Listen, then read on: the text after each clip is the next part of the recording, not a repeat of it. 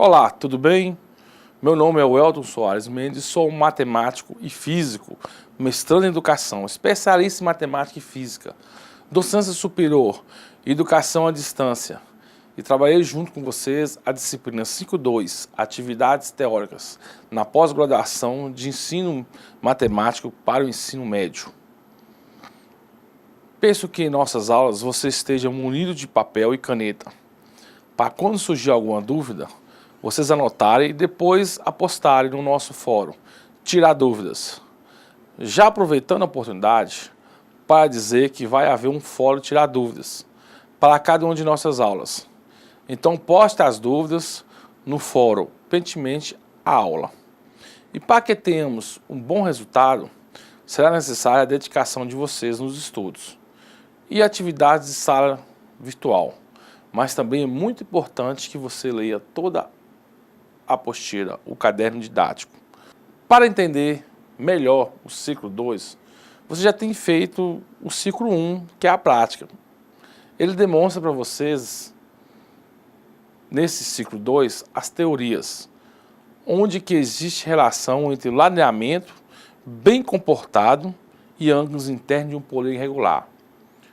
Será que podemos encontrar um limite máximo e mínimo de polígonos regulares ao redor de cada vértice de um ladeamento? Como ter a certeza de um ladeamento pode ser expandido num plano? Nesse segundo ciclo de nosso desafio, você está estimulado a pensar geometricamente, enquanto elabora e valida procedimentos, demonstra formulações. Compare resultados e fórmulas e hipóteses a partir de comparações com resultados obtidos por meio de atividades propostas no ciclo 1. Vamos entender, por meio de ferramentas matemáticas, porque somente algumas combinações de polígonos atendem às regras de um bom comportamento, estabelecida para a criação de nosso ladeamento. Vamos utilizar essa ferramenta de forma a atingir níveis cada vez mais complexos de construções geométricas. A primeira investigação que proponho para você é a seguinte: como fazemos para determinar a soma de um ângulo interno de um polígono convexo de n lados?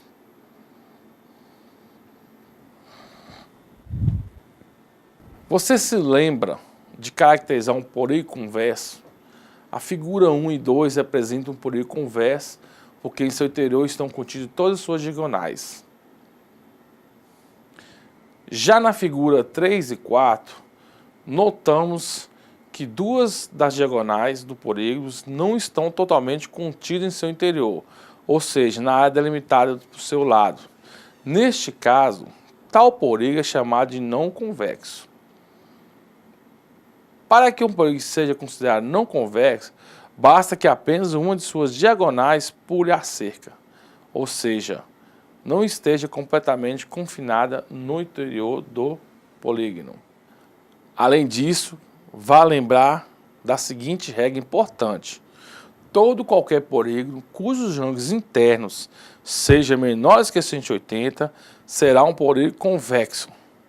Verifica que se a soma dos ângulos internos de um polígono qualquer é igual a 180, com isso, entre eles tem retas e ângulos, onde que ângulos alternos, internos e externos. Em uma reta transversal, há duas retas paralelas. Os ângulos alternos internos possuem posição alternada na região interna e os externos na região externa. Ângulo é a medida da abertura entre duas semirretas. Essa medida também pode ser observada entre retas, entretanto, interseção entre duas retas gera 4 ângulos em uma só vez. Quando duas retas paralelas são cortadas por uma reta transversal, são formados 8 ângulos que possuem propriedades características comuns à posição que ocupa. Retas paralelas, gente, é região interna e externa. Duas retas R e S são chamadas de paralelas quando não possuem nenhum ponto comum. Podemos escrever R, duas retas e o S. A região que fica entre as duas retas paralelas, colorida, é a região interna dessas duas retas. Já a região que não fica entre essas duas retas é chamada de região externas.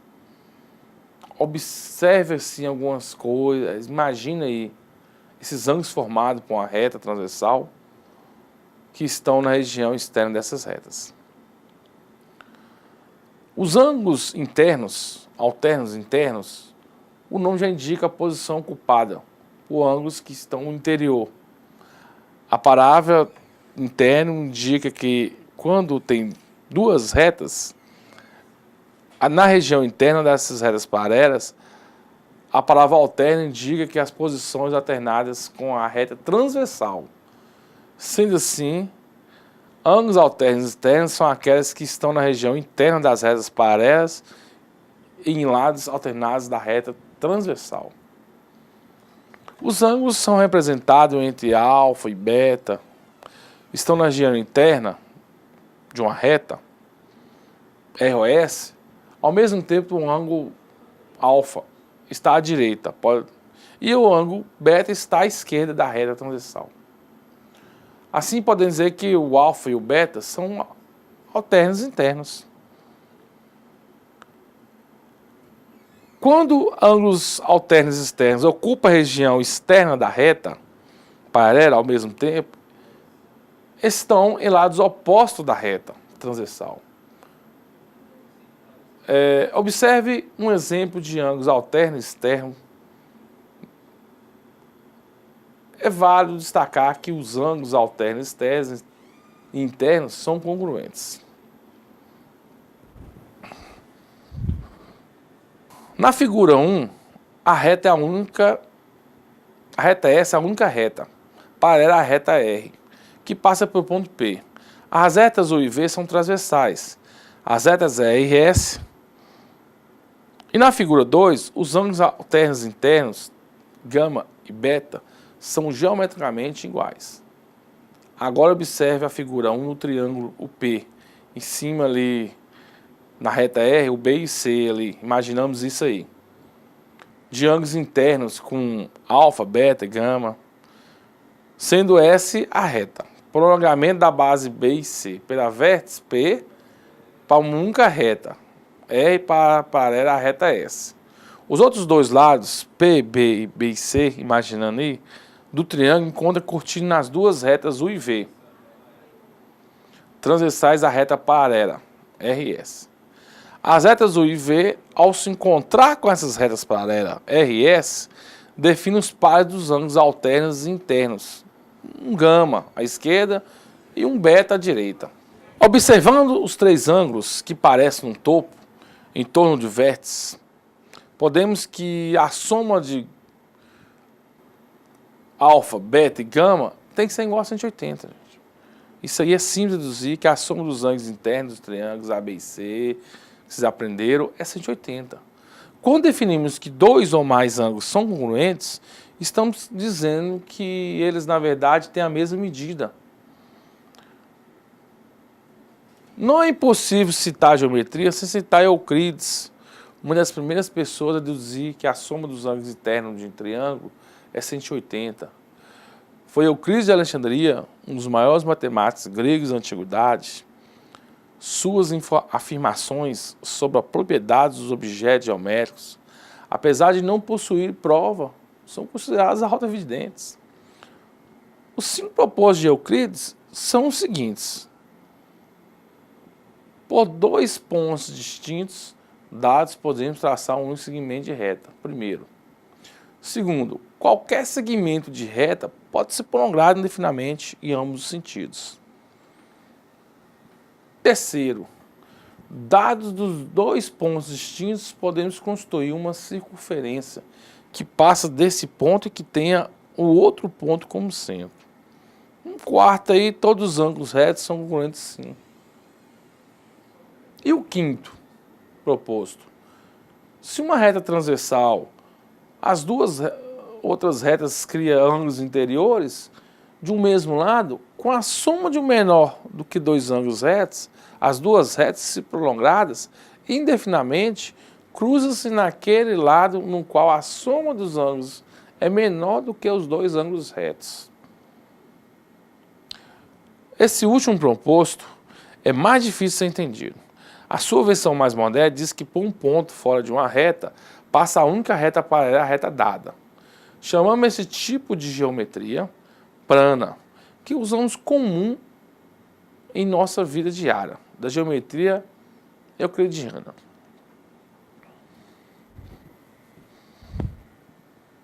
Se você quiser aprofundar seus conhecimentos melhores para essa história de geometria, eu indico para vocês aí ler um artigo do Observatório Nacional, disponível em site, onde está essas páginas de manuscrito grego do século XIX, Elements, um conjunto de livros desenvolvidos por Euclides. É considerado um dos mais importantes aí da história da geometria. Sabemos que alguns alunos são resistentes a essas demonstrações dessa forma. E utilizar formas mais divertidas seria uma alternativa em que eles podem interagir, como por exemplo, para demonstrar a soma de um triângulo qualquer, podemos trabalhar com drobaduras. Posso imaginar um recorte de um triângulo qualquer, de um papel, e trabalhar com seus alunos e sequências de drobaduras. Partindo do princípio de que a soma dos ângulos internos de um triângulo já é conhecido que era igual a 180. Podemos deduzir uma expressão que nos fornece a soma dos ângulos internos dos demais polígonos convexos. Para isso, basta encontrarmos triângulos dentro de cada polígono. Em um polígono de 4 lados, traçamos uma diagonal. A partir de uma vértice qualquer, é formado 2 triângulos. A soma dos ângulos internos de cada triângulo é igual a 180. E a soma dos ângulos internos de quadrilátero será a soma dos ângulos internos de 2 triângulos, ou seja, 180 mais 180, 360.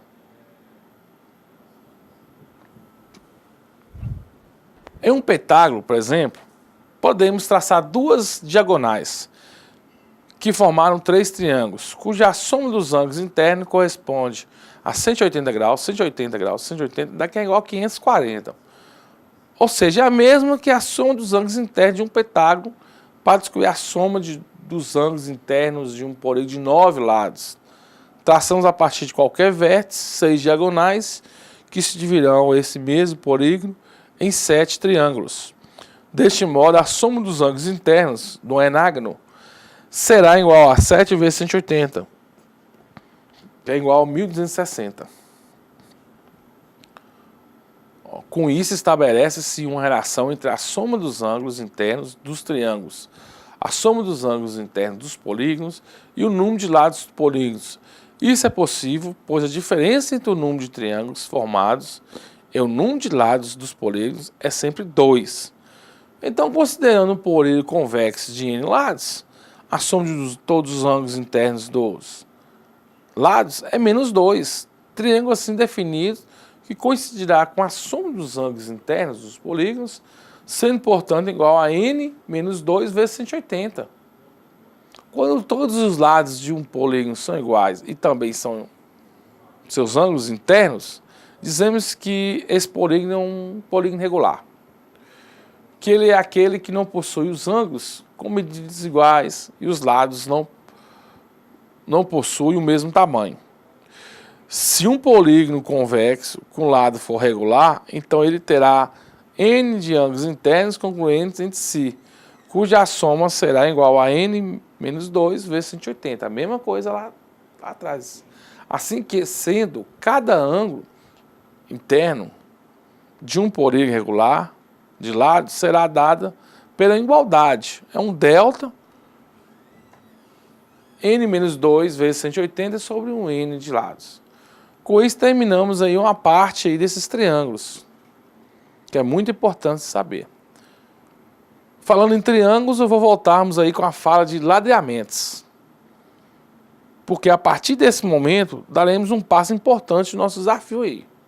Pois veremos quais são os pressupostos ladeamentos possíveis, ou seja, daqueles que atendem às regras do bom comportamento. Essa será a chave para estudarmos posteriormente, ensinarmos geometria através da construção de ladeamentos. Então, fique atento aí, muito interessante. Em um ladeamento regular ou semi-regular, a soma dos vários ângulos que se posicionam em torno de cada vértice é o ângulo de uma volta completa, ou seja, 360.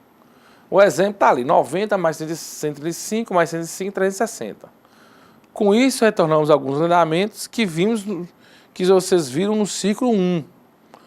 Podemos agora observar um ladeamento onde usamos apenas quadrados. 4, 4, 4, 4. 4 lados aí com 4. Até as condições de bom comportamento, pois a soma dos ângulos internos adjacentes a cada vértice é igual a 4 vezes 90, que é 360. Para respondermos a essa questão, vamos começar pensando em qual seria o número máximo para colocar uma grande quantidade de polígonos regulares em torno de uma vértice. E melhor, que os ângulos internos desse polígono não tenham medidas muito grandes. Caso contrário, a soma desses ângulos rapidamente passará de 360. Então sabemos que o polígono regular de menores ângulos internos é um triângulo equilátero, com 3 ângulos iguais aí. Note que 6 vezes 160, 6 vezes 60 é 360. Assim podemos ter o máximo 6 ângulos de 60 adjacentes a uma vértice, ou seja, triângulos equiláteros. Agora, para pensarmos acerca do número mínimo do polígono regular ao redor de cada vértice, o raciocínio é parecido com o que acabamos de estudar. É fácil deduzir que não podemos ter apenas 2 polígonos ao redor de uma vértice. Isso porque, por maior que seja o número de lados de um polígono regular, por ser convexo, a medida de cada um dos seus ângulos internos nunca chegará a 180. Certo? Assim, não é possível, em um ladeamento, a existência de apenas 2 polígonos regulares, adjacentes a um vértice. Portanto, devemos ter pelo menos 3 polígonos em torno de cada vértice. A partir dessas considerações, podemos estabelecer uma importante regra que chamaremos de regra delimitadora. Regra delimitadora é em torno de cada vértice de um ladeamento. Bem comportado, temos sempre no mínimo 3 polígonos e no máximo 6. Diferentemente do caso do número de máximo de polígonos. O caso do número mínimo não define um único ladeamento bem comportado, já que várias combinações de 3 polígonos regulares em torno de uma vértice são possíveis. Por exemplo, podemos ter 3 hexagonais regulares em torno de cada vértice, ou ainda 2 octógonos em um quadrado. Teremos um ladeamento bem comportado, isso é, de um ladeamento regular ou semi-regular, tem todos eles um dos 4 tipos de estados: KLM, KLMN, KLMNP, KLMNPQ. Agora descobrir quais são os polígonos que compõem esses ladeamentos. Vamos começar com uma combinação bem fácil, um ladeamento que tem todos os vértices do tipo KLMNPQ, ou seja, um ladeamento com 6 polígonos ao redor de cada vértice. Porém, o único ladeamento que comporta 6 polígonos regulares em torno de cada vértice é o ladeamento padrão. 3, 3, 3, 3, 3, 3. Descobrimos que o único ladeamento padrão é KLMNPQ. É aquele que tem 6 triângulos equiláteros ao redor de cada vértice. Na verdade, esse é um tipo de ladeamento regular, pois todos os polígonos adjacentes a cada vértice são idênticos. Agora nos resta descobrir aí quais são os ladeamentos que têm vértices de dois tipos: KLM, KLMN, KLMNP, comportamento de padrões, vértice inaugural de nossas páginas de pesquisa, analisando o alinhamento, bem, KLL, isso com 3 polígonos regulares em torno de cada. Com isso, temos o triângulo entre polígonos. onde que cada alinhamento do tipo 3LM tem pelo menos um triângulo. Ao redor de cada um dos seus vértices, como nas figuras A, B e C, tem pelo menos um triângulo ao redor de cada vértice. Como estamos estudando alinhamento do tipo 3LM.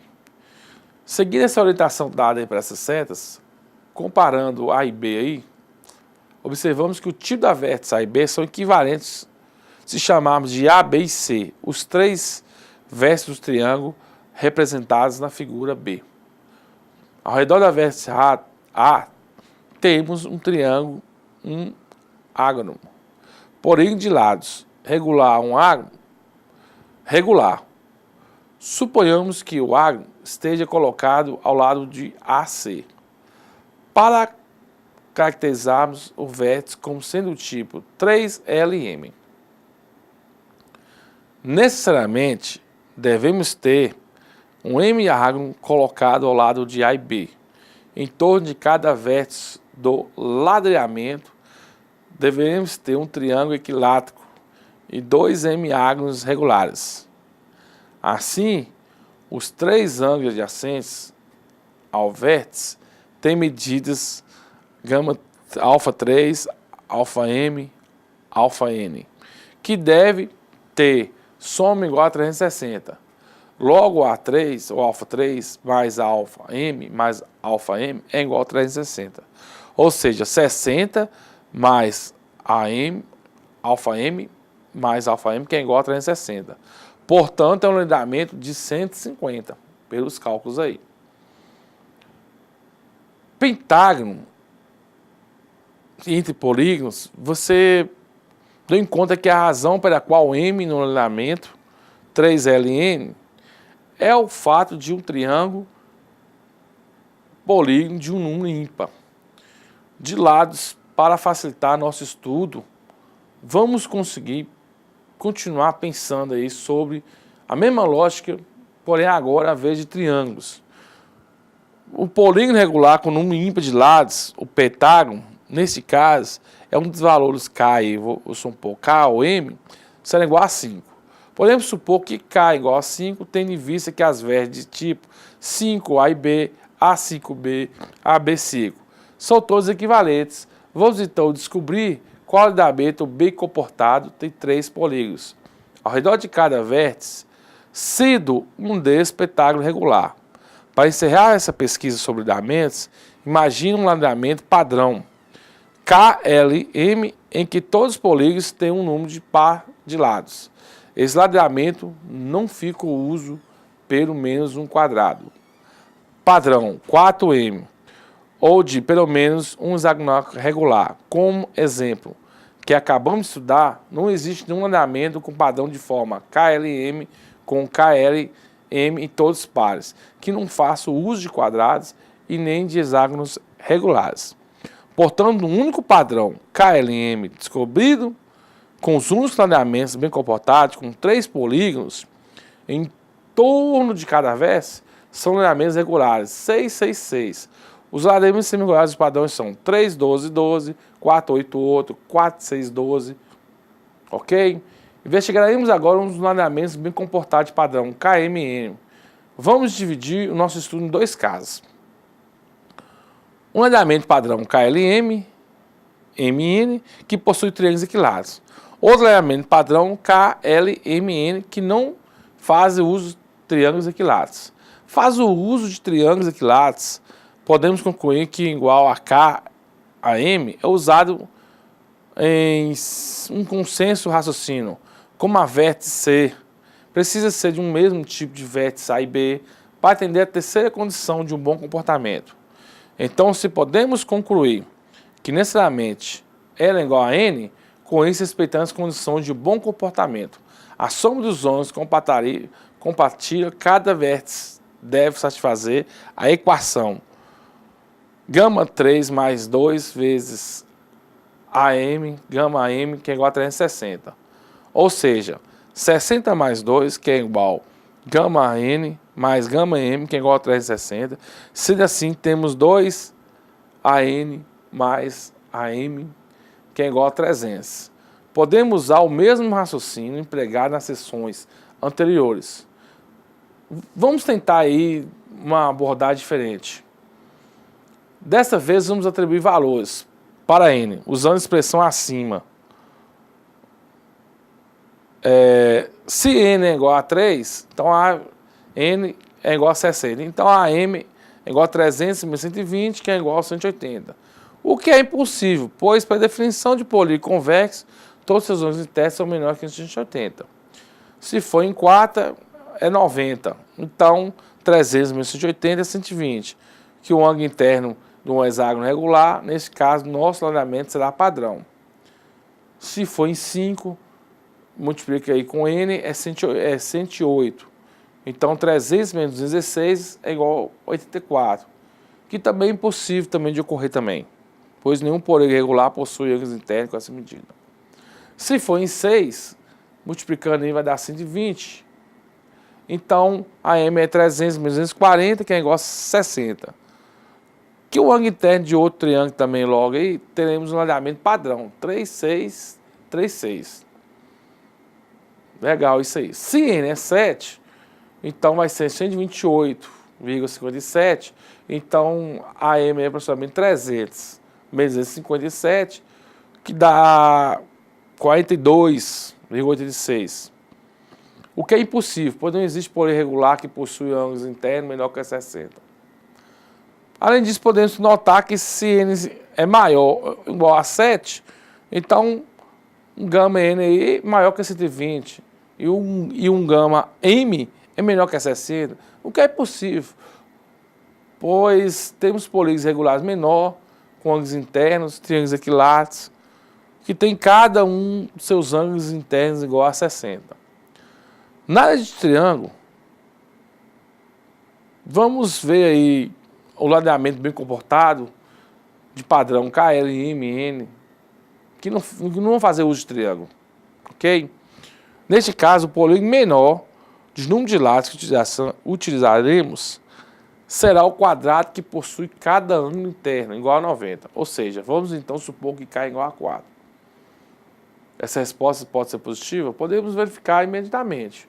A4, gama 4, alfa 4, beta 4. Então, 90 mais 90 mais 90 é 60. Então, esse alinhamento é regular, é 4, 4, 4, 4. Com isso, nossa pesquisa de alinhamento de padrões KLMN termina aqui, por esse exemplo simples. Porque nos triângulos, quando empregamos os triângulos, os valores K, M ou N for maior que 4, a soma dos ângulos internos adjacentes a cada vértice será maior que a soma dos 4 ângulos retos, ou seja, maior que a 360. Então, estou concluindo que os únicos alinhamentos bem comportados de padrões KL, M e N, isto é, com 4 polígonos regulares em torno de cada vértice, são ladeamentos semi-regulares de padrões 3, 4, 6, 4, 3, 6, 3, 6 e ladeamento regular 4, 4, 4. Ou para variar, esse ladeamento padrão aí, que vamos explorar de forma KLM, que normalmente vai dividir o estudo em 2 casos aí, que tem que ser igual a 360. Ok? Então, o ladeamento de padrão KLMNP, que possui triângulos equiláteros, e o ladeamento padrão KLMNP, que não faz uso de triângulos equiláteros. Como antes lá, para começar a nossa análise, primeiro caso, assumimos que K é 3, a partir das duas vértices aí, A e B, de um triângulo equilátero, no ladeamento fazemos leituras circulares dos tipos polígonos regulares, que contorna considerando que os ângulos da vértice têm um tipo 3LMNP. Assim, se um alinhamento tem um padrão T3LMNP, então necessariamente P, ou seja, o alinhamento deverá ter um padrão 3MN. Em outras palavras, não pode haver nenhum alinhamento padrão.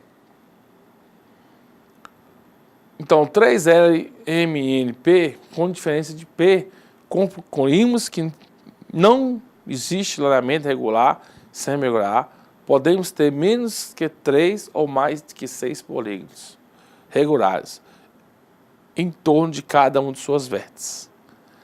São 3 os padrões de lineamento regular e apenas 8 os padrões de lineamento semi-regular. Então, os lineamentos regulares são de padrões, é 3, 3, 3, 3, 3, 4, 4, 4, 6, 6, 6. Os semi-regulares aí, com 3 polígonos em torno de cada vértice, são dos padrões 3, 12, 12, 4, 8, 8, 4, 6, 12. Os semi-regulares, com 4 polígonos em torno de cada vértice, são padrões 3, 4, 6, 4 e 3, 6, 3, 6. Olha para você ver interessante. Nós estudamos aqui finalmente com 5 polígonos regulares em torno de cada vértice são padrões 3, 3, 3, 4, 4, 3, 3, 3, 6, 3, 4, 3, 3, 4. Então, ao longo do estudo abordaremos os mais importantes conceitos aí da matemática, com o objetivo aí que podemos contextualizar e repensar esse ensino de escola através de alinhamento, de triângulos, né? Então, eu espero ter sido aí apenas o início aí dessas suas reflexões, experimentações pedagógicas, e que você possa continuar o seu trabalho como professor, criando e incorporando nossa proposta. E com isso, encerramos esses assuntos da nossa videoaula da introdução do ciclo 2, atividades teóricas, no nosso curso de pós-graduação de ensino matemática médio. Sobre ladrilhamentos, não esqueça de ver no caderno didático, onde que tem tudo que forma falar, demonstrar nessas aulas. Porque aqui eu estou trabalhando na teoria, então essa fala. A prática, ciclo 1, teoria aqui. Então espero que vocês tenham gostado e que tenham absorvido o que vimos aqui hoje. E deixarei o fórum com algumas atividades. Lembre-se de acessar a sua sala virtual, participar do fórum e postar as suas dúvidas. E não se esqueça dos estudos no caderno didático, que é muito importante. Com isso, finalizo aqui. Bons estudos e até a próxima.